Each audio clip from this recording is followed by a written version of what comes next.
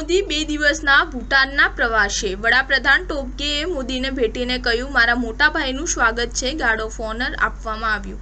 વડાપ્રધાન નરેન્દ્ર મોદી 2 દિવસીય પ્રવાસે ભૂટાન પહોંચ્યા છે. ભૂટાનના વડાપ્રધાન શેરિંગ ટોબગેએ પારો એરપોર્ટ પર મોદીને ભેટીને તેમનું સ્વાગત પણ કર્યું હતું. ટોબગેએ મોદીને કહ્યું, મારા મોટા ભાઈનું સ્વાગત છે. તેમને ગાર્ડ ઓફ ઓનર પણ આપવામાં આવ્યું હતું. આ દરમિયાન ભૂટાનના લોકોનું કહેવું છે કે તેઓ મોદીની મુલાકાતથી ઘણા ખુશ છે. ભારત અને ભૂટાન વચ્ચેના સંબંધો પહેલેથી જ મજબૂત છે. મોદીની મુલાકાત તેને વધુ મજબૂત બનાવશે.